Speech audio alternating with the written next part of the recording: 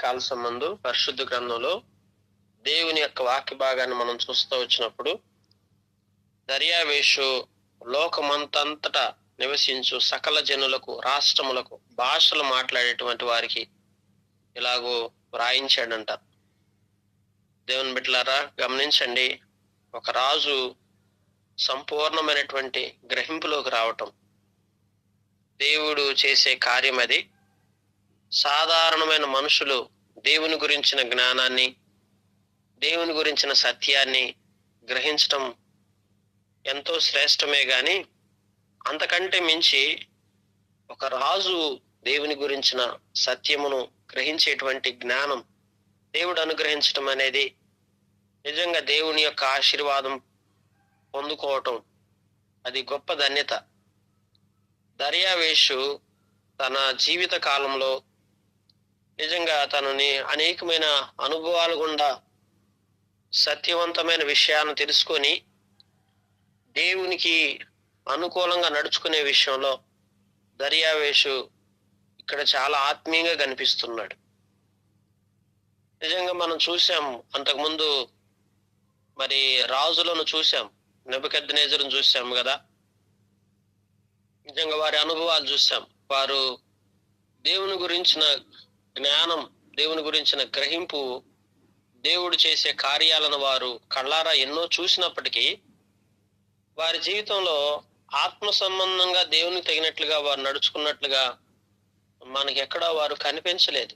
బెల్షస్సరు గాని, నెబుకద్నెజరు గాని, వారి అనుభవాలు వేరుగా ఉన్నాయి.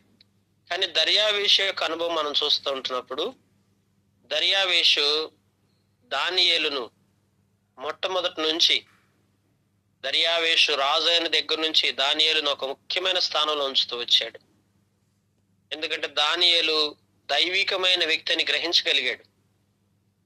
అందుకే ఆ యొక్క సింహాల గుహలో దానియేలు వేసినప్పుడు కూడా మరి ఆ రాత్రంతా నిద్రపోకుండా మేల్కొని మరి దర్యావేషు దానియేలు యొక్క క్షేమాన్ని కోరుకుంటూ వచ్చాడు.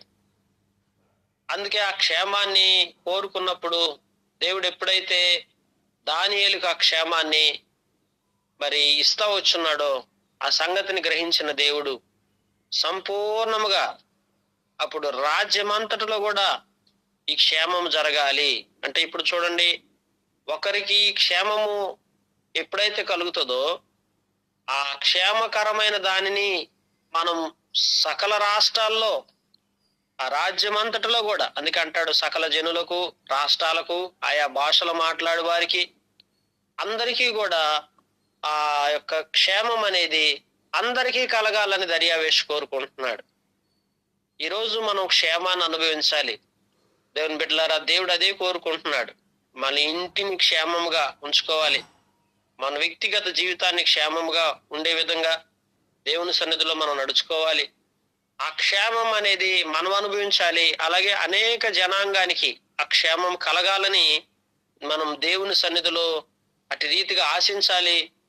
దేవుణ్ణి సన్నిధిలో ఎప్పుడైతే మనం అలాగ ఆశించి కోరుకొని ప్రార్థిస్తూ ఉంటామో, దేవుని సన్నిధిలో దేవుని వైపు చూస్తామో, దేవుడు అప్పుడు మనం ఉండే ప్రదేశాలకు కూడా క్షేమం ఇస్తా వస్తాడు. అందుకే ఇక్కడ పరిశుద్ధ గ్రంథంలో చూసినప్పుడు మీకు క్షేమాభివృద్ధి కలుగును గాక దేవుని వాక్యంలో రాయబడతా వచ్చింది. ఉదయకాల సంబంధం ఇదే వాగ్దానాన్ని మనం చేత పట్టుకున్నట్లయితే మనకు క్షేమాభివృద్ధి కలుగును గాక, మన కుటుంబాలకు క్షేమాభివృద్ధి కలుగును గాక, మన పిల్లలకు క్షేమాభివృద్ధి కలుగును గాక, మన వ్యక్తిగత జీవితంలో క్షేమాభివృద్ధి కలుగును గాక. ఎక్కడ క్షేమం ఉంటుందో అక్కడ అభివృద్ధి ఉంటుంది, ఎక్కడ క్షేమం ఉండదో అక్కడ అభివృద్ధి ఉండదండి. దేవుని బిడ్డలారా గమనించండి. కనుక అభివృద్ధి అనేది క్షేమానికి మూలం. దేవుడిచ్చే క్షేమాన్ని బట్టే కదా మనం అభివృద్ధి చెందగలిగేది. దేవుడు మనకి క్షేమాన్ని అనుగ్రహించకపోతే ఎలాగ అభివృద్ధి చెందగలుగుతాం? కనుక ఇప్పుడు దర్యావేషు రాష్ట్ర ప్రజల విషయంలో, రాష్ట్రాల విషయంలో, ఆయా భాషలు మాట్లాడే వారి విషయంలో ఒక దీవెనను అందిస్తున్నట్టుగా కనిపిస్తున్నాడు. ఏమని? మీకు క్షేమాభివృద్ధి కలుగునుగాక. ఈ దీవెన మన జీవితాల్లో మార్చేస్తుంది. అందుకే మన జీవితంలో ఎప్పుడు కూడా మీకు క్షేమాభివృద్ధి కలుగునుగాక. ఈ భాగాన్ని మనం చూస్తూ వచ్చినప్పుడు, నా సముఖమున నియమించినదేమనగా నా రాజ్యములోని సకల ప్రభుత్వముల యందుండు నివాసులు దానియేలు యొక్క దేవునికి భయపడుచు ఆయన సముఖమున వణుకుచుండవలెను. చూడండి ఎంత మంచి తీర్మానం.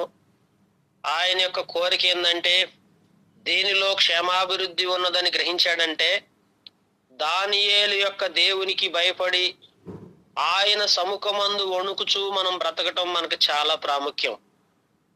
ఈ సత్యాన్ని దర్యావేషు గ్రహించాడు.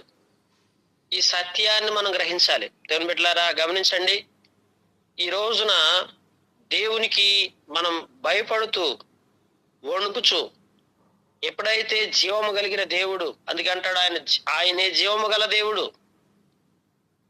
ఏమి గ్రహించాడు? ఆయనే జీవము గల దేవుడు, ఆయనే యుగ యుగములుండువాడు, ఆయన రాజ్యము నాశనము కానేరదు, ఆయన ఆధిపత్యము తుదమట్టుకుండును.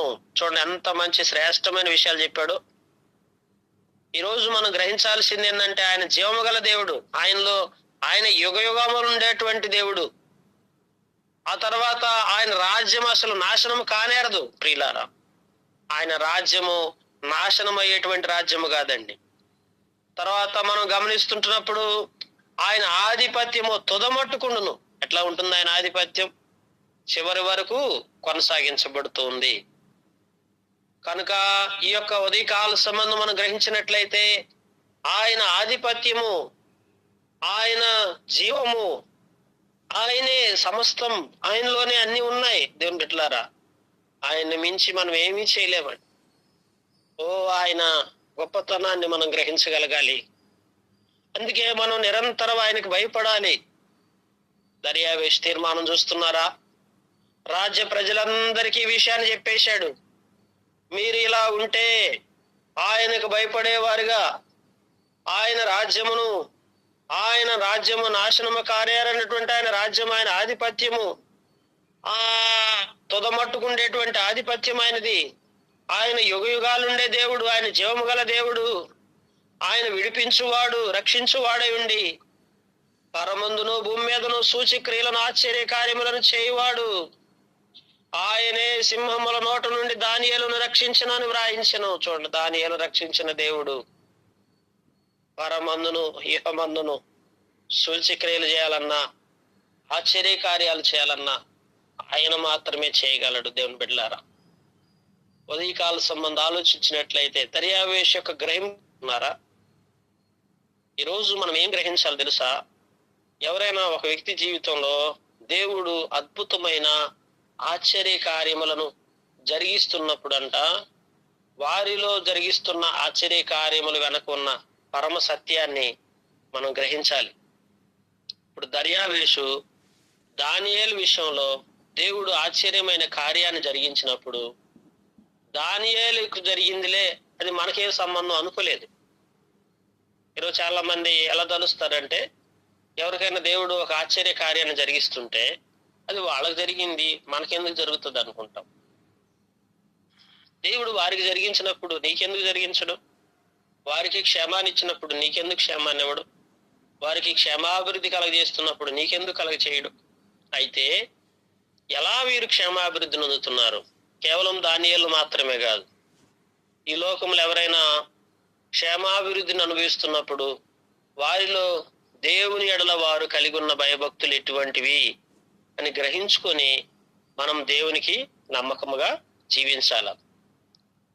దేవునికి భయపడేవారిగా ఉండాలి. దేవుని బిడ్డలారా గ్రహించండి, ఎప్పుడైతే ఈ తీర్మానంలోకి మనం వస్తామో, దేవునికి భయపడుచు ఆయన సముఖమందు వణుకుచూ ఉండవాలి. అందుకనే కీర్తన గ్రంథం రాస్తాడు, భయభక్తులు కలిగి గడగడా వణుకుచూ ఆయన సేవించుడి అని రాసి ఉంటది కీర్తన 2వ అధ్యాయంలో. కనుక గడగడా వణుకుచు, ఈ వణుకు ఎట్లాంటిది? దేవుని పట్ల భయం గల వ్యక్తి, నిజమైన భయం కలిగిన వ్యక్తి అంట దేవుడు అంటే గడగడా వణికిపోతా ఉంటాడండి. అంటే ఇప్పుడు దానియేలు ఎలా ఉండేవాడని మనకు అర్థమవుతుంది. దేవుని ఎడల భయభక్తులు కలిగి జీవించే విషయంలో గడగడగడ వణికిపోయేవాడండి. దర్యావేషు ఈ సాక్ష్యాన్ని, ఈ ప్రవర్తన, ఈ జీవన విధానాన్ని దానియేలులో దర్యావేషు చూడగలిగాడు. ఎప్పుడైతే దానియేలులో ఇలాంటి ఆత్మ సంబంధమైన భయభక్తులు కలిగిన గడగడ వణికిపోతూ ఉన్నటువంటి ఆత్మీయతను ఎప్పుడైతే దర్యావేషు దానియేలులో చూడగలుగుతూ వచ్చాడో దర్యావేషు తీర్మానం మారిపోయింది. ఈరోజు మనందరి తీర్మానం ఇదే ఉండాలి ప్రియులారా. ఉదయకాల సంబంధు ప్రభు సన్నిధికి వద్దామా? ఈ దానియేలు దర్యావేషు ప్రభుత్వ కాలమందు పారసీకుడకు కోరేషు ప్రభుత్వ కాలమందును వర్ధిల్లెను. దానియేలు వర్ధిల్లుతా వచ్చింది. ఎందరు రాజులు మారారు తెలుసా? నెబుకద్నెజరు కాలంలో, బెల్షస్సరు కాలంలో, దర్యావేషు కాలంలో, పారసీకుడకు కోరేషు కాలం 4 ప్రభుత్వాలు మారినాయి. ప్రభుత్వాలు అయితే మారుతున్నాయి గాని దానియేలు వర్ధిల్లటం మారలేదు. ఈ లోకంలో ప్రభుత్వాలు మారుతాయి గాని నీవు వర్ధిల్లటం అనేది మరి ఎవరు కూడా ఆపలేరు. అందుకే అంటాడు, ప్రియుడా నీ ఆత్మ వర్ధిల్లుచున్న ప్రకారం నీవు అన్ని విషయములలో వర్ధిల్లవలెను. కనుక ఆత్మలో వర్ధిల్లేటువంటి వ్యక్తి అన్ని విషయాలు వర్ధిల్లుతాడు. ఆత్మలో కుంటుపడినటువంటి వ్యక్తి అన్ని విషయాల్లో కుంటుపడిపోతాడు. దావీదు అంతకంతకు వర్ధిల్లుతా ఉంటే సౌలు అంతకంతకు నీరసిల్లిపోయాడు. ఎందుకు? కారణం ఏంటి? దావీదు ఆత్మలో వర్ధిల్లుచున్నాడు, సౌలు ఆత్మలో నీరసిల్లిపోయాడు. ఈరోజు ఉదయకాల సంబంధు దేవుని సన్నిధిలో నీవు ఆత్మలో వర్ధిల్లే కొలది అంతకంతకు వర్ధిల్లుతావు. అందుకే దేవుణ్ణి ఎప్పుడేం అడగాలి తెలుసా? అయ్యా, ఐహిక సంబంధంగా నేను వర్ధిల్లాలనుకోవట్లేదు ప్రభువా, నేను ఆత్మలో వర్ధిల్లాలనుకుంటున్నాను అయ్యా. ఆత్మ ఫలాలు, ఆత్మ వరాలు సంపూర్ణంగా నాకు దయచేయమని దేవుణ్ణి హృదయపూర్వకంగా అడగాలి. అప్పుడు దేవుడు మనల్ని ఆత్మలో వర్ధిల్లే జీవితాన్ని దేవుడు మనకు అనుగ్రహించి మనం అన్ని విషయాల్లో గ్రహింపు కలిగి జ్ఞానంతో నడుచుకున్నప్పుడు దేవుడు మనల్ని ఆత్మలో వర్ధిల్లింపజేస్తాడు. దేవుని బిడ్డలారా, దానియేలు ఎందుకు వర్ధిల్లుతూ వచ్చాడంటే దానియేలుకి సంపూర్ణమైన గ్రహింపు ఉంది. ఉదయకాల సంబంధు సంపూర్ణమైన గ్రహింపు గలవారు మాత్రమే దేవుని ఎడల సంపూర్ణమైన భయభక్తులు కలిగి జీవిస్తారు. గడగడగడ వణుకుచూ ఉంటారు దేవుని సన్నిధికి. ఎప్పుడైతే అలా వణుకుచూ ఉంటారో దేవుడు వారిని అంతకంతకు వర్ధిల్లే విధంగా చేసుకుంటూ వస్తాడు. దేవుడి మాటలు దీవించునుగాక.